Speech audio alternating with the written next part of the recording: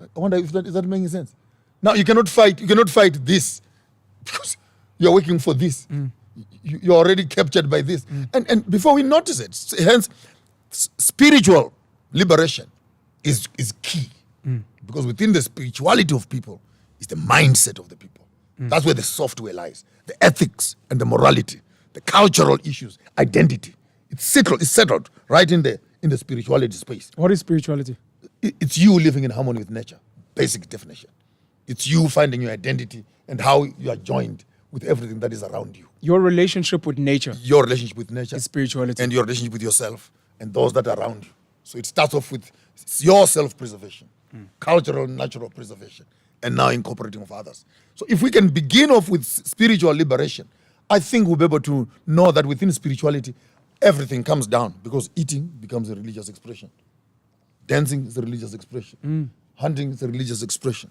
Working is a religious expression. Marrying is a religious expression. So therefore, everything on the top, even politics, it becomes the politician himself must go and talk. We must install him in power in traditional governance, and we must connect him to nature because as a king, he's now the custodian not only of the people but of the fish, of the grass, of the animals, and everything else. So we literally install a king to be a custodian of that which sustains us.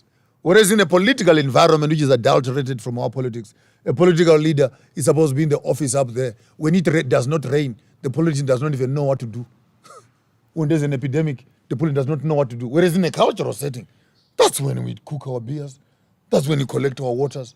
That's when the elders of the city come together and they sit around and say, hey, gentlemen, have we killed someone here without intention?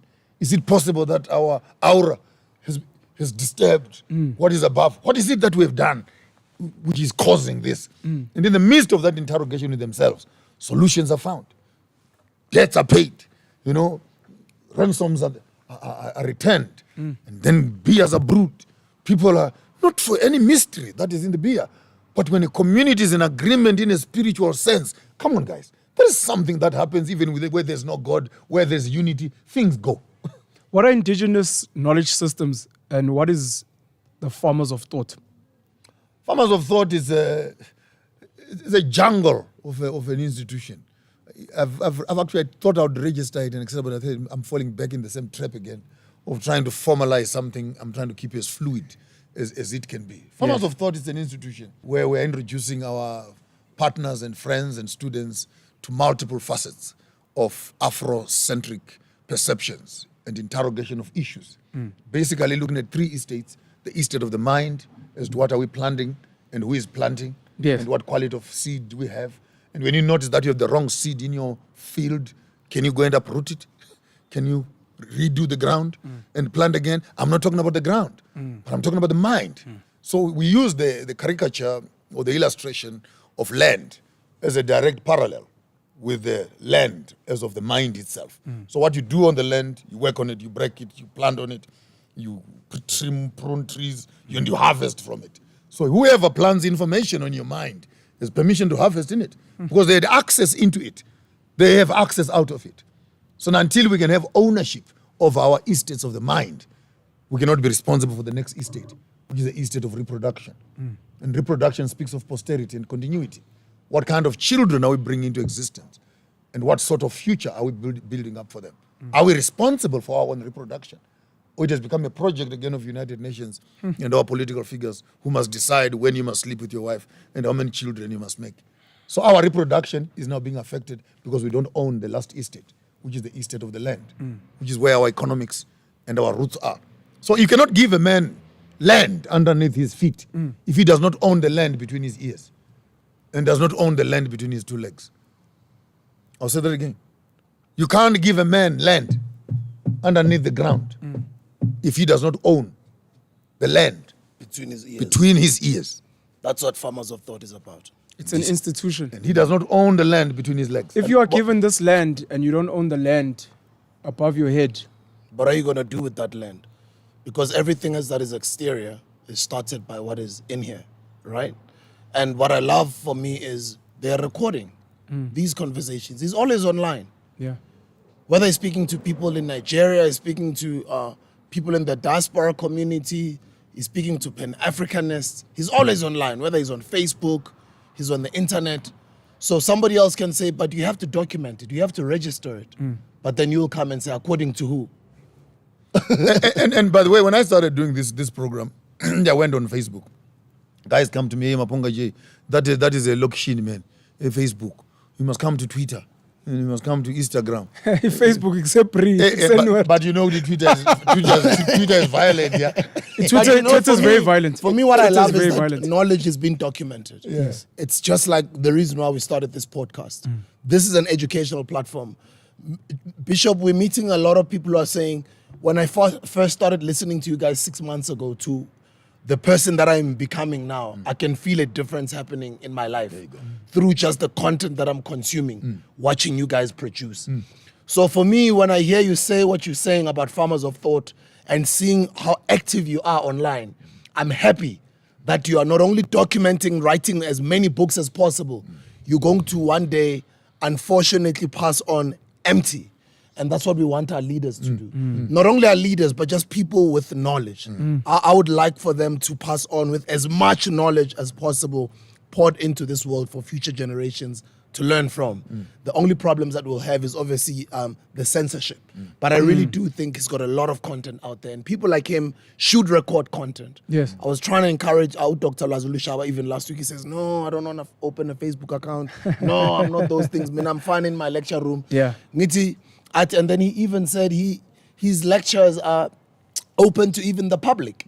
And then I said, when I visit you one day, I'll capture it. if I find Uguti, it's possible to not only capture it once, Uguti, we make it an ongoing thing. We speak to UCT to agree and officially record your lectures. Yes. Not necessarily for us on the internet, for your class. Yeah. We record each and every lecture, we Then put it we- online. If that's good, let's go right ahead. So congratulations with Thank what you. you're doing, Thank you. documenting Yeah. the truth. It's very And important. again, the informal, quote unquote, informal way of doing my kind of lectures is that you don't want someone to feel like they're in class. It already creates that. Yeah, it has to tension of be learning. organic. So it's once every 2 days, once every 3 days. Like you're doing also. You drop in a line, but it's shocking the number of PhD students we have produced from Farmers of Thought. It's shocking the number of papers that I've had to supervise and check behind closed doors. It's shocking the number of books I've had to edit and put a forward to from the Farmers of Thought. It's shocking the number of universities that are actually using my lectures in their mainstream classes. Is that not funny? It's beautiful. And I get a call from USA and someone says the teacher took your presentation on Facebook. Yeah. Beautiful. They actually put it on the board. Wow. And we were studying and we were asked to write a report as to what you're saying. Wow. And the other book I wrote entitled Going Places in the Spirit, University of Massachusetts ordered 15 copies for their library for the African Studies section. So when actually students are doing African Studies, they're actually going through my literature. Beautiful. So it's the fact that it is being done at a simpler, freer space doesn't mean that it's cheap. The bigger institutions out there actually making money out of this. But I thought where my people are, that's where I belong. Even the poor person, Ongenamale invest in Cape Town. Yes. He has a right of sitting next to Maponga J and getting what the person at Harvard is studying on his screen out there. The decentralization of education. Education. That's it. What are indigenous knowledge systems? Indigenous knowledge systems are the blueprint of the past. Survival techniques, artistic crafts, medicines, and all. It's in a whole amalgamation of cultural survival and the amount of research and experiments that our forefathers and ancestors did, tampering around with materials, tampering around with patterns of cosmology, weather patterns, and etc. Their entire understanding from the animal kingdom to flora, to agriculture, to land, to soil, to crafting, to what. When you put all that information together, your university is too small to contain that amount of information. Yes. That when a woman is pregnant, another woman can wash her hands in some chemical, lie her down, and move her hands on top of and the baby, without being touched, will turn in the womb and infest the canal. Now that's science. Yes. That's science. It is best. Yes. That when chickens are fighting in the yard, and my grandfather says, yeah, get ready, some visitors are coming. And for sure, before you finish it, one of those chickens were eating it tonight. And you're able to read when you see clouds of this nature and say, yeah, this year we're going to have locusts. Oh man, bad guys. This year it's gonna be dry, and they are able to interpret all these things by this way and the direction the wind is blowing, and be able to tell that this animal is sick without putting a thermometer in it. By simply looking at the dung of a cow, they can tell whether this animal has eaten poison or stuff like that. Now, to me, that's knowledge that breathes with us constantly without even going to school to study. To be able to look at a paw of a lion in the bush and tell it passed by here 3 days ago and it went in this direction and it's actually sick. It has a broken leg because the nail is dragging on the small little things like that. I get excited. Who killed this for us? Who destroyed these systems for us? Because they've been there. Ungabanikeza amandla man. Ayikafi lento man. Ikhona lento. You just need to take off your shoes, Panwell. It's the first today, Penyo. By Yes. the way, we're recording this episode on the 1st, and it's going out this Monday. The Monday is going to Sure. be the 5th, ne? What's the date on Monday?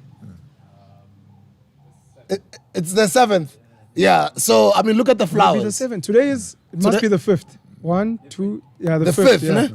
Yeah. So you look at, it's African New Year. It is African New Year. Yeah. And I think what's going to be exciting with some of the work we're doing on the virtual Mkuku is it's not just the rebirth of nature this year in 2022. Some people believe in numbers, numerology. It seems like there's a rebirth just of the mind in itself. The talk you gave about the 3 estates, between the ears, between your legs, under your feet.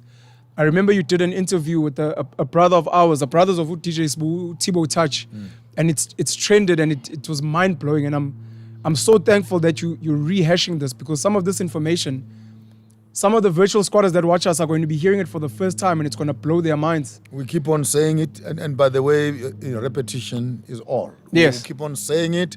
You cannot marry my child before you make the ground pregnant.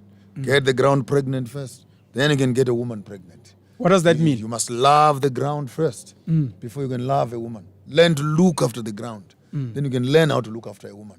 We keep on saying it again. When the face is beautiful and the software is not working, hardware suffers. Farmers of thought, FOT on Telegram. When a country is beautiful and leadership is not working, the resources are messed up. So it's a thinking space, Yes. Buffett. We're in a philosophical way of blowing up small little things and creating a thinking pattern so that there is an awakening of some sort in your spirit. When I say to you, who can touch your woman and you can be comfortable? And say, no one can touch my woman. But why are you allowing them to touch your land? Someone has a mixed feeling of anger. Yes. And say, but how can I only be personal about this and I can't be personal about it? So the conversation is intended to cause an awakening in the spirit of the African and say, we need to look back in ourselves and say these things are entrenched in us and we cannot allow ourselves to become second-class citizens in our own land. Where do people go? A young child is listening and they want to go somewhere. Telegram, Farmers of Thought, your Facebook page, because they want to start this journey. They want Farmers of Thought. they want to wake up. They want to wake up. They want to own the real Farmers of estate Thought in has their been mind. running from 2010, 2011. There's a lot of work that I've put out there, both written and video. You go to Google and you type in Farmers of Thought. Facebook, Farmers of Facebook. Thought. Joshua Maponga, III, Farmers of Thought. Or Maponga, GII, Farmers of Thought. Is there. Then what you do, if you are a young student, don't come here towards the 2021s, 2020s, because the soup was getting much thicker. And I know many of you young hustlers there, you are recovering addicts from the Christian perspective. So you may want to start. Right in the 2010s, 2009s when I started, and I was quoting Bible verses, and then I will always have the extension of the verses here. But do you also see the picture here? If they say the white man is the Jew right now in Jerusalem, so is it possible that white people are the ones who were slaves in Egypt during the times of Moses? And I'm just causing you to begin to think, so are we saying that whites were actually slaves in Africa for 400 years? And if the Bible says, you are my people, you'll be taken over as slaves to lands afar. So did the white people go to America as slaves? And so I was already beginning to deconstruct some of these misunderstandings and misnomers, which have made themselves into the religious space and have been accepted as truth. So it will be safe for young students to start at the back. Don't feel bad. And slowly begin to move up. By the time you see me burning the white Jesus in 2018, 2019, and I did a ceremony by myself to burn the white Jesus. I burned it myself. I said, tell him to come down from heaven and redeem himself from me. You need to understand I have matured to that understanding. So if you go backwards, you may be frustrated. So, and this is all on Facebook? It's all on Facebook. Okay, lovely. The journey has been documented. Even from when you started, all on Facebook? 2010. Oh, this is beautiful. All on Facebook. Oh, it's beautiful. And some people, young people come to me and say, no, we want you to mentor me. I said, you're not ready. Go back. Yeah. No, I'm serious. I've about 10, 15 students who have come up, and none of them has come back. I said, okay, you want me to mentor you? Good. Now go on my Facebook page. Cut and paste every document that I've written and create the first document. Bring that document to me, and that will be your first assignment. No one has come back. Yeah, they're not ready. No one has come back. Because I say, if you bring that work, then I'll say translate it or start interrogating it. Start questioning it and creating questions. You cannot tell me that I've been working here now for the past 15 years and putting content out, and you want mentorship, and yet you're not interested in knowing exactly how I've been building to where I am now. If you're not ready, just go home. Because that's already mentorship. Go back and document. That's already mentorship. You're already changing his life. If you can read assignments that I've done, documents that I've putting out for the past 10, 15 years, do you still need me to mentor you? Plus That's videos. mentorship. That's everything. Then you notice that they just use this word for cosmetic. They just want to see you and and mentorship. be close to you. Yeah. I don't mentor anybody. Hey, I'm your follower. I said, don't stop following me. I don't want anyone to follow me. Walk with me here. Come on. I want company. Don't tell me you're walking behind me as if you're going to be critiquing me as to what I'm doing here. I'm not going anywhere. So don't follow me anywhere. I've got two quick questions. The first one is, how did you get it right after being such a great leader in the church? I think it was for 30 years or so. How did you get it right to still be able to retain your mental integrity from your ancestors, to be able to have that spiritual revolution without being contaminated deeply beyond repair? And then secondly, we spoke about education. Zimbabwe has got one of the greatest education systems on this continent. And yet, to what you were saying earlier, the people it seems like that colonized education infiltrated their minds, and they have now left their land to come to places like South Africa. All right. If I forget on the Zimbabwe one, you remind me. I want to respond to the first one first. How did I get it right? I did not get it right. I just became selfish. I did 30 years of thorough work with the church, and I gave myself a retirement. I closed books, and I decided it's time to focus at me. I've been having questions for the longest of time. I was built naturally like that, with a highly interrogative mind. And the church would not allow me to expand and question them and the system, from within the system. So one morning I woke up and I put my religious garments down. And if you may remember, I even made a declaration on Facebook and I said, no, stop calling me a bishop and etc. I'm no longer interested in that title. Because some of you guys who have known me as a bishop, when you see me now going to start my journey with the traditional healers, starting my journey with the African royalties, start my journey. That's when I went visited Babu Credo Mutwa. I had the privilege of interviewing him for one of my books when I was writing Going Place in the Spirit. Spent some few days with him, writing Kurumani there, and etc. And when I put the picture up on Facebook, the picture is there. Yeah. You can go and read the comments that are there. You have become a witch. You have become a sangoma. You are talking to the devil. You have become a child of Satan. And you're looking at. So I said, if my personal journey as an author, I want to put a book out there that will be honest. So I asked Babu Credo Mutwa a simple question: how do you live a spiritual life? What does it mean to become spiritual? And there I'm documenting, because I'm writing a book. So and because I interviewed the person whom I think is spiritual, you want to control me as to how and who must I interview, and I'm writing my works. Then I felt offended, honestly. Yes. And said, just take your title, go and give it to someone who needs it.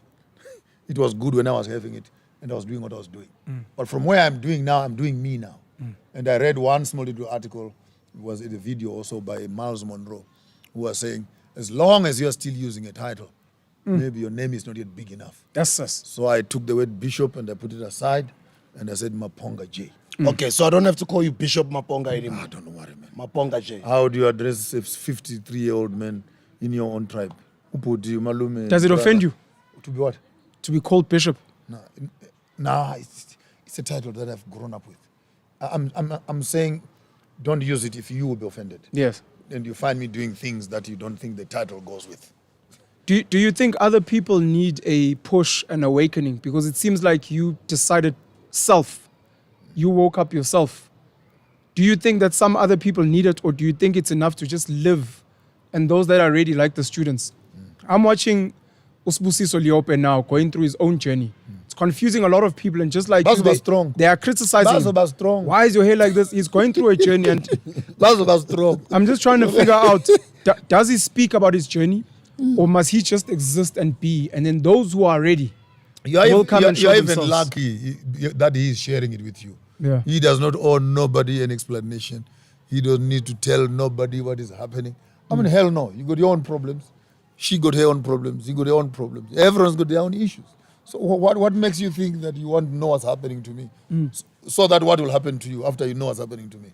It's none of your business. It's actually a privilege for people to see us grow and develop in their eyes. Then it is doable that a whole bishop of a church can begin to ask critical questions and reinvent himself to a level of understanding and create new paradigms and etc. Then it's possible that if a man like me, it was more difficult to make the decisions I'm making because I already have people that I have baptized into this theory. That you saved. I have churches that I have built. I have members that I have married. And my responsibility towards the very community I'm walking away from is the size of a mountain. But some of them are even sending messages to you on the day they baptize you. Do you remember you baptizing me? They're sending you pictures. And they want still to tap on your conscience, like to say you've gone far away. May the Lord bring you back. You know, we miss you. So for me, with all this responsibility, if I could make such a decision, I mean, some of you guys have not done, you're not as responsible as we are.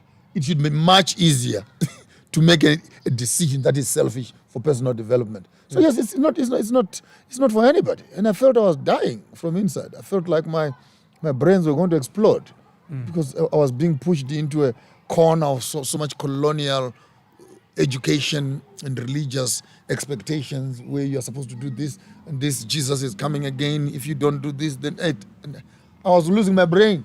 Do you believe your ancestors inside you got tired of you living a fake life and they started fighting back within you and it manifested outside? My brother, you cannot say it better than that. I think it was just a moment of truth for me to say I cannot lie to myself all along. Because even the pastor himself who says he's born again, Holy Ghost, the pastor who is tongue lashing and etc., he still dreams also at night. Why am I putting out my phone, including Creflo Dollar? Yes. He apologized for his teachings on tithing. tithing Yeah, but, over the years. but He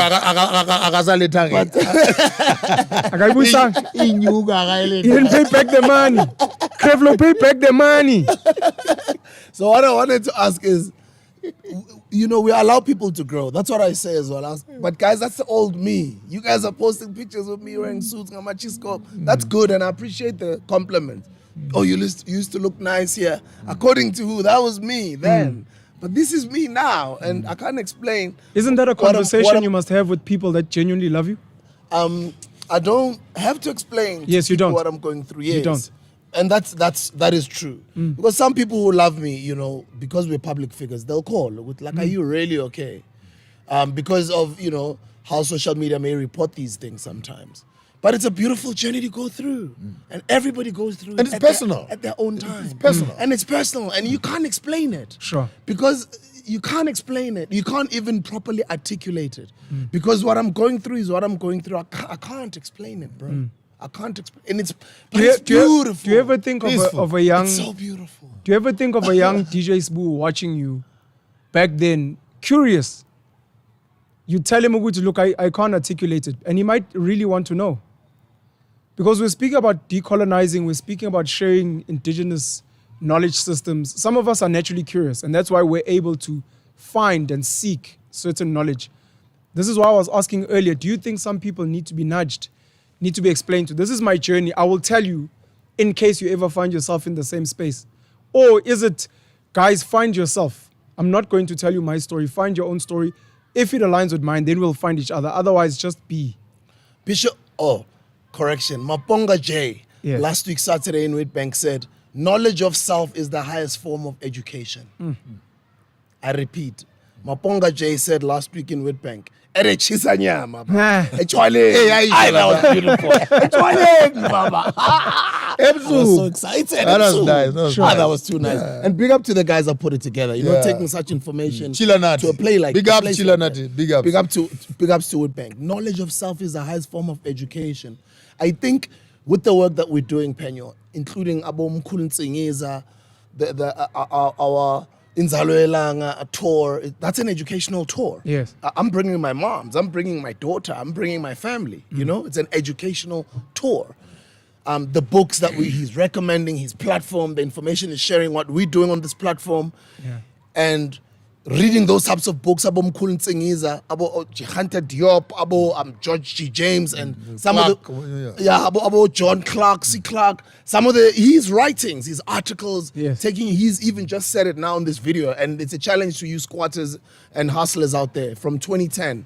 Some of you guys who are willing to be mentored, and I can only imagine how long it'll take you to go read all of that work from 2010. Might take you a year or even less. But as soon as you are done, then you can reach out to him and say, I was prepared because I saw you on Spring Day on the Hustlers Con on Virtual Mkuku. Yeah. This is what you said. I went for the past 9 months and this is what I did. Now I'm ready to be mentored by you. But this is what I can tell you. But also, as soon as you read all of that information, he already knows that you're actually not even going to have to come to him to be mentored. You won't. The work is already done. So my answer to you is somebody who will go through or go down that rabbit hole that we are sending them to. At their own time, they'll understand what I'm going through. And maybe on that whole thing. Don't judge someone else who has started their journey because your journey has not yet started. You know, it's amazing that you could, a good Christian brother or good Christian sister right now who thinks that their stuff is, I almost said the word, who think that their stuff is together. And they've not seen any problem with what they're having right now. And they're so comfortable, like I was. Yes. Very happy and some 10, content 15, and 20 winning. years ago, flying around Kenya, Namibia, preaching, guest speaker, you know, sleeping in splash hotels. Thank you, and Jesus. everything in the name of mountain. Hallelujah. And there was nothing wrong. Yes. I was at it, and I was enjoying it. And the fact that I was there, how bad do I feel now when I became judgmental to some of those who had started their journey towards their own destinies? And similar to you also, if you're watching me, watching DJ's move, think there's Mahrutman, they're getting flipping confused. Don't worry. Your time will come. There's another book that we released the last year, Find Your Truth. Find Your Truth. It's also on Amazon. It's also on Take a Lot. Find your truth. It's not my truth. Find your truth. Just what is that you call your truth?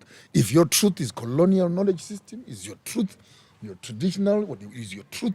Your teacher's education is your truth?